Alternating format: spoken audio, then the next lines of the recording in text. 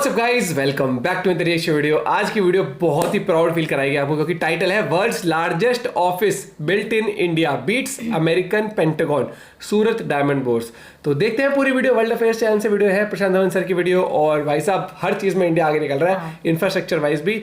बस ये बाढ़ वाली स्थितियां भी थोड़ी सी इसके ऊपर और अच्छे से वर्क होने लग जाए ना, तो ये जैसे जल भराव अगर दिल्ली में देखने को मिल रहा है आपको बहुत सारे इलाकों में, क्योंकि ये चीज एक चीज मैं कहूंगा, ये जल भराव इंडिया ही नहीं अमेरिका जैसे बड़े बड़े देशों में भी होता है जब एक्सट्रीम बारिश हो जाती है। लेकिन हम इतने एडवांस हो चुके हैं तो हमें थोड़ा सा इसके लेके भी कुछ ना कुछ वर्क करना चाहिए। बाकी वीडियो देखते हैं चैनल में, तो प्लीज सब्सक्राइब, वीडियो कर दे लाइक 1 2 3 गो। नमस्कार and welcome you to world affairs. मैं हूं Prashant Dhawan. Now recently world's largest office, दुनिया का सबसे बड़ा ऑफिस जो इंडिया में तैयार हो चुका है, ये काफी न्यूज में है क्योंकि इंडिया ने अब यूएसए के मिलिट्री हेडक्वार्टर द पेंटागन को बीट कर दिया है to build the world's largest office. और ये ऑफिस ऑफ कोर्स बना है गुजरात के शहर सूरत में। नाउ ये टॉपिक अचानक से न्यूज में तब आया जब अमेरिकन मीडिया CNN ने इस पर एक रिपोर्ट पब्लिश करी और एक वीडियो अपलोड करी, और बाद में इंडिया के प्राइम मिनिस्टर ने उस वीडियो पर कमेंट किया। मैं चाहता हूँ ये जो वीडियो है ये आप देखें। ना यहाँ पर आप देख पाओगे, ये मोदी जी की ट्वीट है। यहाँ पर कह रहे हैं सूरत डायमंड बोर्ड्स। बोर्ड्स देखिए एक ऐसी बिल्डिंग होती है जहाँ पर ट्रेडिंग होती है। यूजुअली जो स्टॉक मार्केट की बिल्डिंग है उसको कहते हैं बोर्ड्स, मगर इस केस में ये एक ट्रेडिंग सेंटर है तो इसलिए इसको सूरत डायमंड बोर्ड्स कहा जा रहा है। तो इस केस में ये कह रहे हैं ये एक टेस्टमेंट है इंडिया के एंटरप्रेन्योरल स्पिरिट का, और आगे ये कहते हैं कि इससे इंडिया की इकोनॉमी को बूस्ट मिलेगा। और नीचे यहाँ पे आप देख पाओगे ये है CNN की video. At 7.1 million square feet. 7.1 million square feet. This is now the largest office building in the world. It lies in Surat in the Indian state of Gujarat, where over 90% of the world's diamonds are cut. Since 1943, the Pentagon has previously held the distinction of being the largest low-rise office space with 6.5 million square feet. The Surat Diamond Bourse was built to provide space for more than 65,000 workers, all in the diamond industry. A central spine connects 9 15-story office towers. With 131 elevators, the architects claim all 4,500 offices are accessible in less than 3 minutes from the site's entry point. Its total cost to build was $388 million. $388 million, मतलब के 2700 करोड़ रुपए में बना है दुनिया का largest office space. ना इसके प्राइस को लेकर CNN ने कहा है कि ये 2700 करोड़ के आसपास का है, मगर बिकॉज ऑफ पेंडेमिक बताया जा रहा है कि मोस्ट प्रोबेबली इसकी जो टोटल कॉस्ट है ये 3000 करोड़ से भी ऊपर की गई है। ना हम लोगों ने इतना पैसा सिर्फ इसलिए नहीं खर्चा कि 80 साल से जो पेंटागन दुनिया का सबसे बड़ा लो राइज ऑफिस था, इसको बीट कर देंगे, ये टारगेट नहीं है। उल्टा पेंटागन को बीट करेंगे, ये सरकार के माइंड में भी नहीं होगा। ये प्रोजेक्ट बस अपनी डिमांड के हिसाब से बढ़ता गया। और टारगेट देखिए ये है कि भारत के जो डायमंड एक्सपोर्ट है, जो भारत की डायमंड इंडस्ट्री है, इसे एक एक्स्ट्रा बूस्ट दिया जाए। मैं आपको एक बहुत ही इंटरेस्टिंग फैक्ट बताता हूँ। दुनिया में अगर 15 डायमंड मार्केट में बिकते हैं ना, तो 15 में से 14 डायमंड्स इंडिया में पॉलिश होते हैं। पॉलिश किया जाता है, इनको कट किया जाता है। हमारे यहाँ देखो इंडिया में डायमंड्स की खदानें नहीं है, वो आपको मिलेगी अफ्रीका में या फिर रशिया में। अफ्रीका और रशिया से बहुत सारे डायमंड्स आते हैं, कच्चे डायमंड्स आते हैं, इनको लाया जाता है प्राइमरली इंडिया में। और यहाँ पे हमारे कारीगरों के जो स्किलफुल हाथ हैं, इन डायमंड्स को वो शेप देते हैं ताकि कल को वो यूरोप US के जो शोरूम्स हैं वहाँ पर प्रेजेंटेबल तरीके से बेचे जा सके। 14 out of 15 diamonds which are cut and polished anywhere in the world is made and cut and polished in India by Indians. 14 out of 15 diamonds are being cut and polished by Indians. और ये जो business है ना diamonds का, इसकी वजह से India के जो एक्सपोर्ट्स हैं ये 26 से लेकर 27 बिलियन डॉलर्स के आसपास रहते हैं। बीच में कुछ गिरावट आई थी, 23 के आसपास ये पहुंच गए थे, बट आप खुद इमेजिन कर सकते हैं ये एक मैसिव सोर्स है जॉब्स का। एक्सपोर्ट्स इससे बढ़ते हैं, और उसके अलावा इंडिया का ब्रांड भी इससे दुनिया भर में फेमस होता है कि डायमंड्स कहाँ से आते हैं, पॉलिश होकर इंडिया से आते हैं। और PM मोदी ने देखो एनविजन ये किया था आज से कुछ साल पहले कि गुजरात में ये बनाएंगे ड्रीम सिटी। इसकी फुल फॉर्म है diamond research and mercantile city project, dream city. ये बेसिकली एक स्मार्ट सिटी होगी, 2000 एकड़ में ये फैली होगी। और टारगेट यहाँ पर ये होगा इस ड्रीम सिटी में कि डायमंड एक्सपोर्ट्स और टेक्सटाइल, ये जो दो सेक्टर हैं उससे रिलेटेड यहाँ पे प्रोजेक्ट्स बनाए जाएं।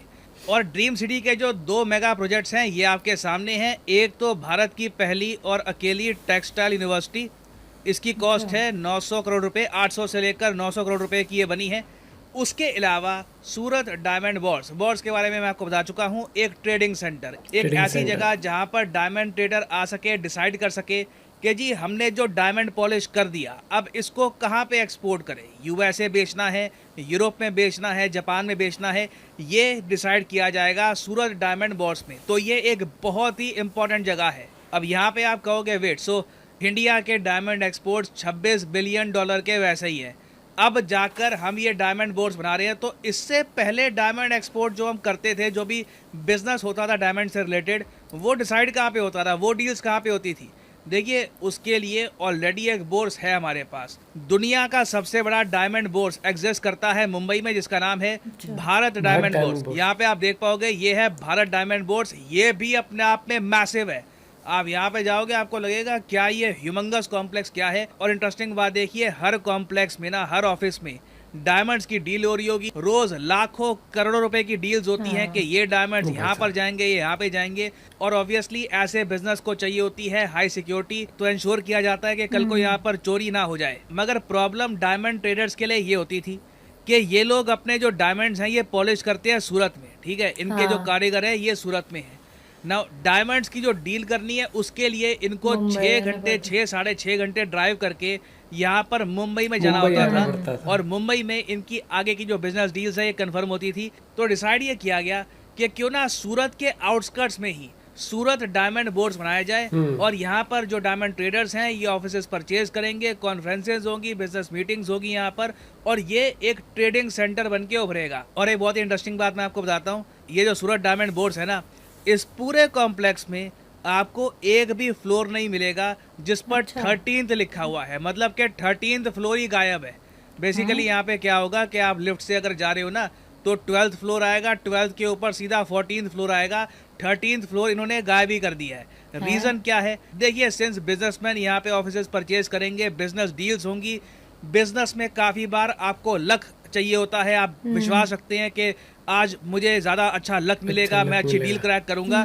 तो इसलिए जो डायमंड ट्रेडर्स हैं वो 13th नंबर से दूर रहना चाहते हैं, तो इसलिए 13th फ्लोर इस पूरे कॉम्प्लेक्स में आपको मिलेगा ही नहीं। बट भारत के डायमंड एक्सपोर्ट्स अगर बढ़ाने हैं, और इन द फ्यूचर जो अब एक नई टेक्नोलॉजी आ चुकी है लैब ग्रोन डायमंड्स की, जी हाँ, लैबोरेटरी में ग्रो किए हुए डायमंड्स की जो ये नई टेक्नोलॉजी आ गई है, उसके जो डायमंड्स बनाए जाएंगे ना, उसकी डील भी उम्मीद है कि यहीं पे हुआ करेगी इन द फ्यूचर। अभी रिसेंटली आपने एक वीडियो देखी होगी, जब पीएम मोदी यूएसए में गए थे तब इन्होंने जो बाइडेन की पत्नी को एक डायमंड गिफ्ट किया था। इसको कहते हैं ग्रीन डायमंड। बेसिकली ये एक लेबोरेटरी में ग्रो किया हुआ डायमंड है। अच्छी बात देखिए यहाँ पर ये है कि इस डायमंड को प्रोक्योर करने में कोई खून खराबा नहीं हुआ। नहीं तो अफ्रीका से बहुत सारे जो डायमंड आते हैं ना, उनके पीछे बहुत ज़्यादा दुखद कहानियां होती है।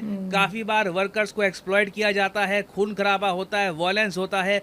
इसलिए अफ्रीका से बहुत बार जो डायमंड जाते हैं ना, उनको मेटाफोरिकली कहा जाता है कि ये ब्लड डायमंड है, कि पता नहीं कहीं ना कहीं किसी की मौत हुई होगी तभी जाके इतने सारे डायमंड निकाले गए हैं। इससे रिलेटेड एक मूवी भी है बहुत ही फेमस, लियोनार्डो डिकैप्रियो की, अगर आप देखना चाहें उस मूवी का नाम भी आई थिंक ब्लड डायमंड ही है, वो देखिएगा, बहुत ही इंटरेस्टिंग मूवी है। तो कोशिश अब ये की जा रही है कि धीरे धीरे डायमंड्स लेबोरेटरी में ग्रो किए जाएं। और जो लेबोरेटरी वाले डायमंड्स हैं ये बिल्कुल रियल डायमंड जैसे होते हैं, कोई डिफरेंस ही नहीं है। दोनों डायमंड्स को पकड़ोगे ना, आपको कुछ डिफरेंस नहीं दिखेगा। दोनों की डेंसिटी सेम है, दोनों की स्ट्रेंथ सेम है, और पॉसिबल है कि इंडिया इन द फ्यूचर एक बड़ा एक्सपोर्टर बन के उभरे इन ग्रीन डायमंड्स का। तो इसीलिए दुनिया का सबसे बड़ा ऑफिस ये तैयार किया गया है।